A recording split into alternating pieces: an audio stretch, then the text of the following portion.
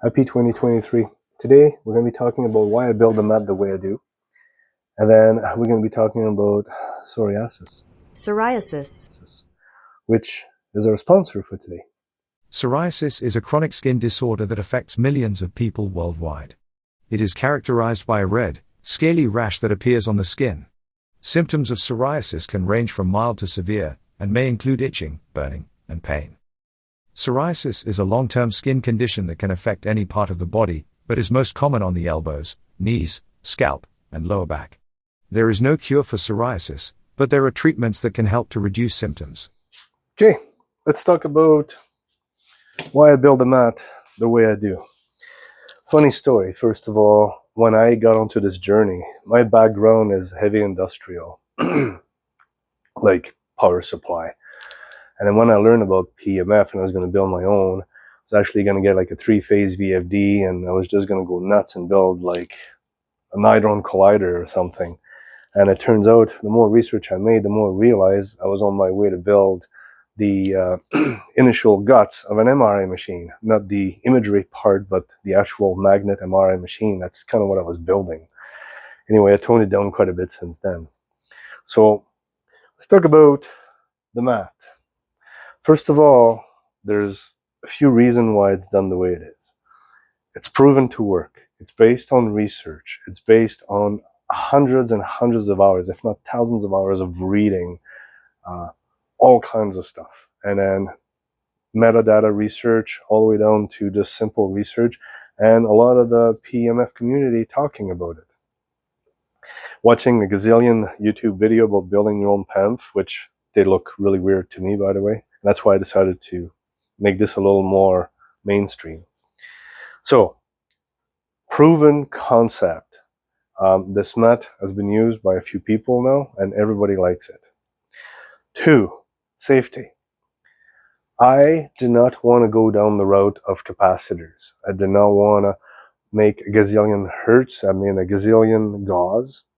The science did not show that there was any need for that. Between 30 and 100 gauze seems to be where it's at. I built myself a mat that makes 180 gauze per coil. I got 10 coils on it, and I don't like it. It gives me kind of a chest anxiety attack almost. And I'm not the only one that said that. Everybody that used my mat, they basically said the same thing. They feel like a chest tightening. So, proven to work and safe. We're talking about low voltage. We're talking about taking 120 into 24 volts, and then your skin can protect you against the 24 volts. It can protect you up to 60 volts DC, unless you have a cut or, if you're older and you got thin skin and stuff like that. So 24 volts, totally safe. You cannot burn your house down with 24 volts. You'll have to work pretty hard at it.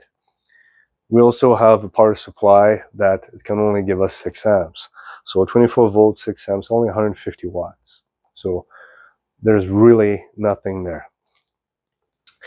I decided over the years to use a bathroom timer, and you guys have seen that. The reason why is we bring the 120 into it, then we don't need a switch, and the bathroom timers is proven to work. They've been around for quite a while, and they work good.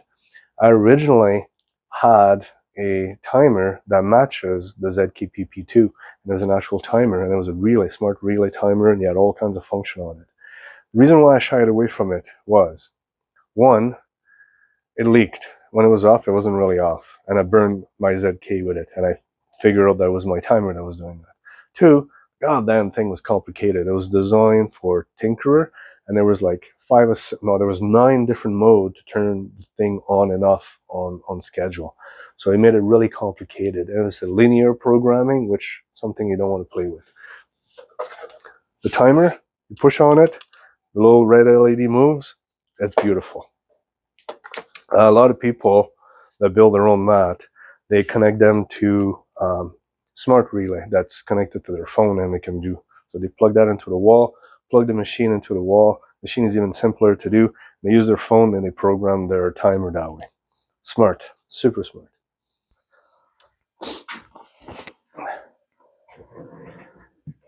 So psoriasis, if you have it, you know exactly what it is.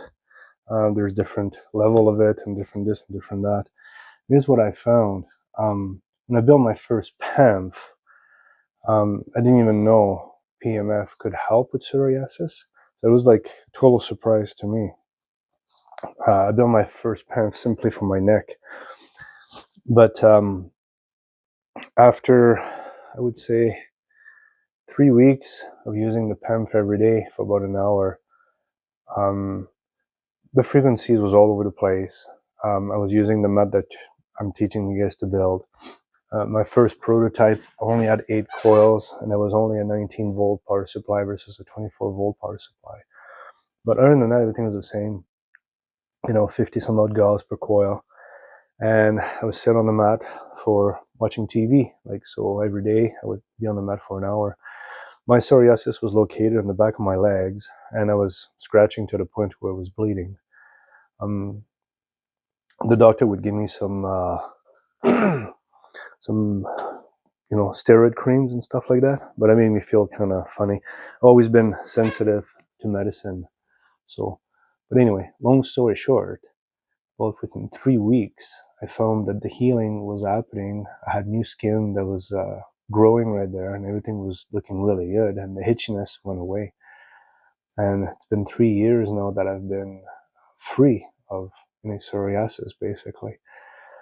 I have flare up once in a while if I'm not on the PEMF quite as often as usually. It's usually worse in the winter than in the summer, for me here anyway. But regular use of the PEMF totally got my psoriasis under control. And I have 2 other of my friends that basically told me the same thing, that made a mat for them, and they're doing really, really, really well that way too. So it's not gonna talk about this for a very long time. If you're suffering from psoriasis and it's driving you nuts, PMF is a total game changer for you that way. If you have it on your elbow and you have it on your hands or on your scalp, you may need to modify the mat a little bit. Just shoot me a comment or something like that, and then we can figure out something. But overall, I can't see nothing bad about PMF and psoriasis. It's been excellent for me.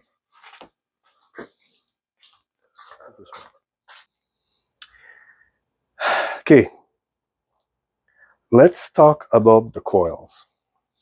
Guys, the coils are the single most important part, right? We'll talk about the ZK after that. There is a lot of math that went behind this. So first of all, we use magnet wire, a speaker wire. We don't use this thing. I've seen a lot of people making coils with really thick insulation wire. That won't work. That's utterly useless, okay? So what's happening is you need the wire to be as tightly packed together as possible, so they feed on each other, right? And that's the only way this will work. And then you tape it nice and tight to keep everything tight. The tighter the coil, the better it's going to be. Also, if you tape it nice and tight, when you sit on your mat, if it's loose, then the wires will grind against each other. You'll probably rub the insulation of the enamel, the insulation of the wire, over time. It'll create a short, and then your coils won't work anymore. It'll just have it'll be like the same thing as just making one wrap, right? So if you have a short, you're basically making one wrap. So you don't want that. EMF has to be induced into itself. You need it to be tight. Now, when you make this, if it's gold or red, that has to come off at the end to make your connection, because that's insulation, okay? So don't use big, thick wire. That will not work. The size of them and the quantity of them, okay? We needed to make sure that we have the biggest bang for the buck, right? So we wanted about 45 to 50 gauss, which is what this mat makes. I wanted to run it on 24 volts. I wanted to be easy to build. And I wanted to have a giant bubble of EMF around me that pulses. So after doing a truckload of mat, a truckload of trials and everything else, I came up with 95 reps, which gave me the ultimate combination. Like, this is where I got the equilibrium. This is where I balance Holmes' law and Gauss' law. I made coils with 300 reps, and I didn't have to use a resistor. There was enough resistance in the mat for the whole thing. They did not make any more gauze than these guys. Okay. What happened is things balance itself the other way. So more copper means more gauze, but you also need to pump more amps, which makes more heat. I didn't want this thing to become like a heating blanket. I wanted to make some heat because that's a byproduct. There's nothing we can do about that, but a reasonable amount, not something that will scar my couch.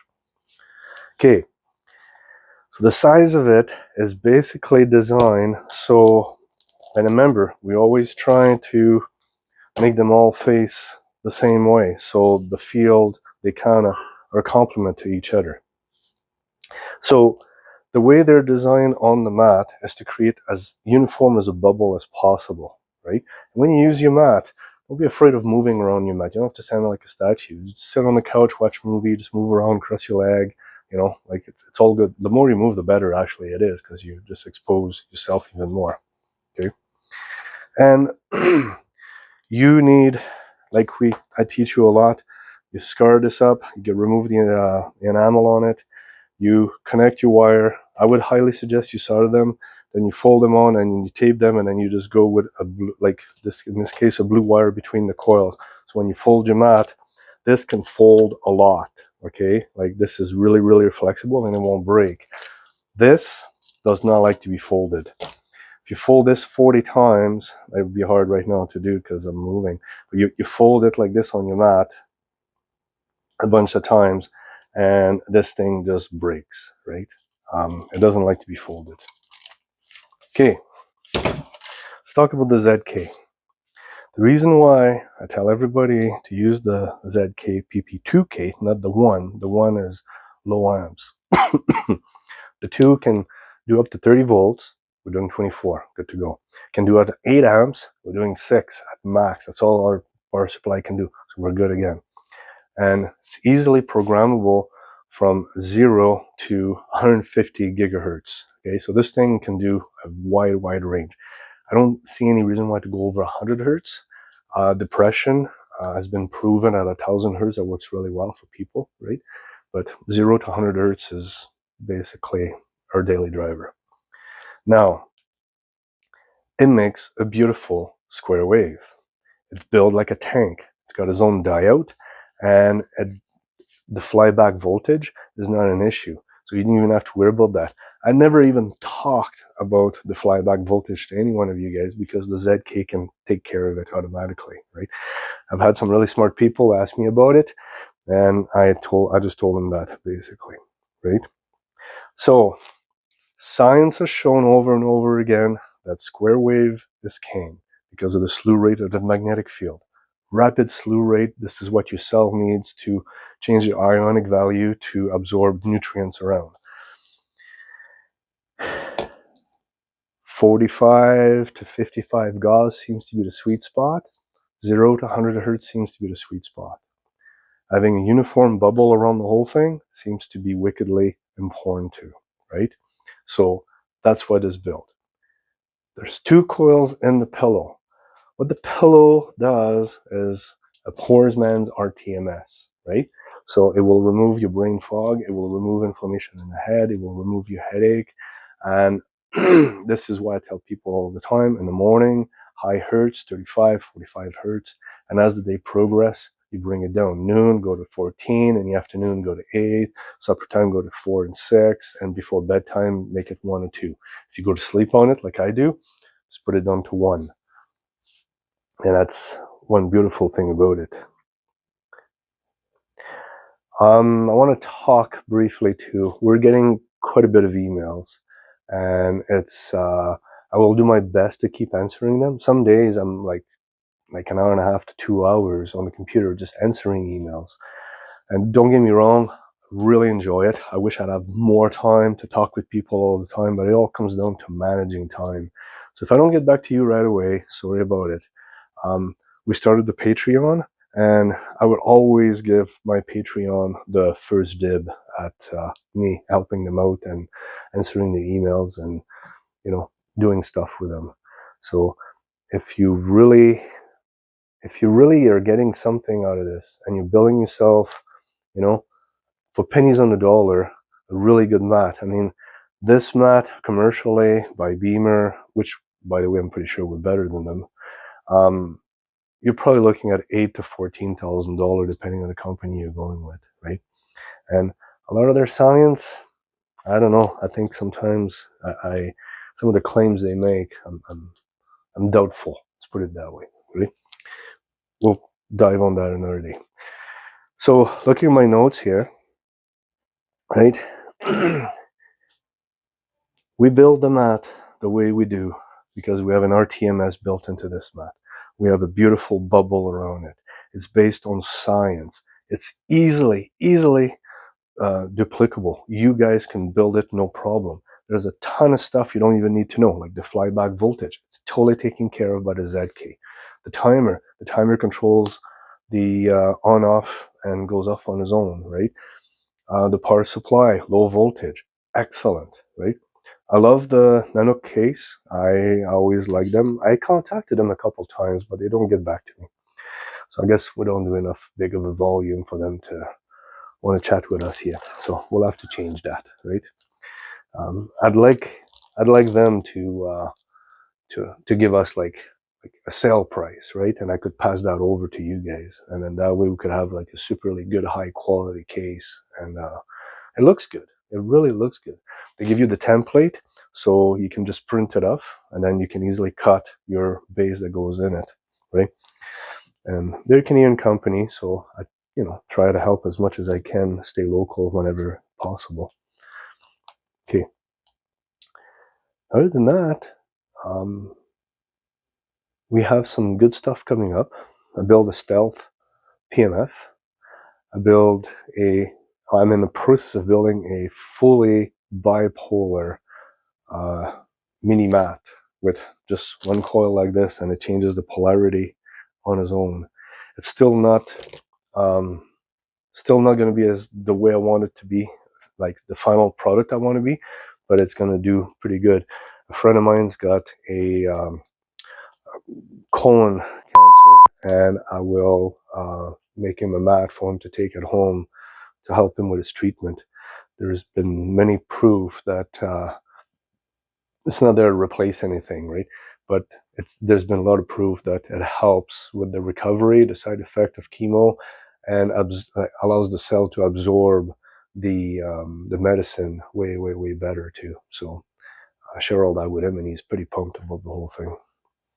I'm also on the verge of starting a Nexion campaign. So we're going to be doing the program for the Nexion, and the Nexion will allow us to do a true bipolar frequencies of any kind we want.